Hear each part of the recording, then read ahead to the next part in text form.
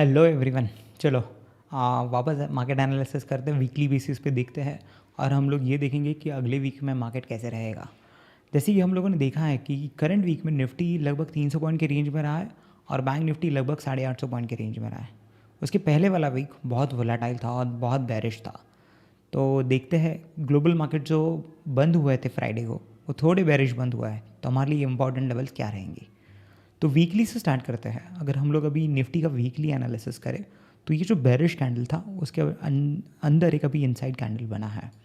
ये inside candle 300 point का है।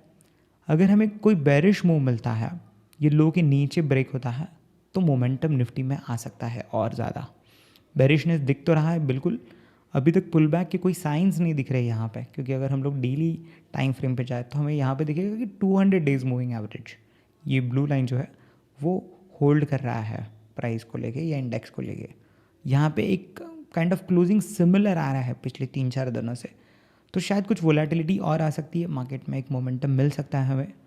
चांसेस बेरिशनेस के ज़्यादा है, पर पुल बैक के लिए हमें जब तक ये हम लोग बोलेंगे बेरिश कैंडल का हाई नहीं चाहता, हम लोग नहीं मान सकते कि कोई पुल बैक स्टार्ट हो गया ऊपर की तरफ।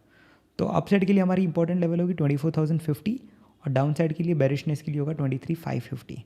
इसके नीचे बेरिशनेस कंटिन्यू होगा और हम लोग 23,270 और 23,000 राउंड लेवल, ये हमारे नीचे के साइड टारगेट रह सकता है।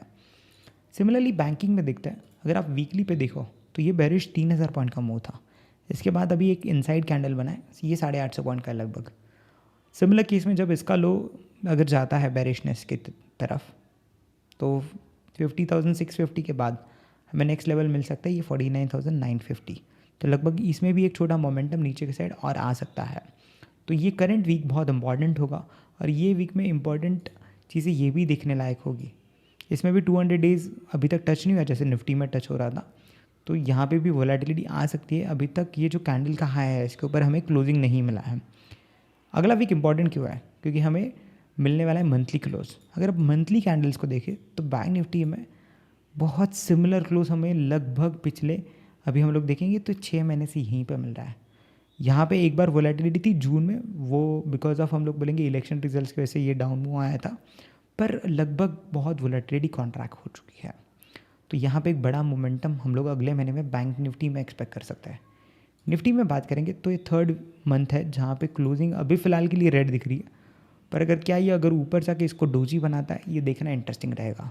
तो ट्यूसडे भी हमारे लिए इंपॉर्टेंट है, क्योंकि ट्यूसडे को मंथली कैंडल क्लोज होने वाली है। तो देखेंगे मंथली कैसे क्लोज होता है अगले वीक में, जो कि एक टोन सेट करेगा for the upcoming next month. Thank you so much.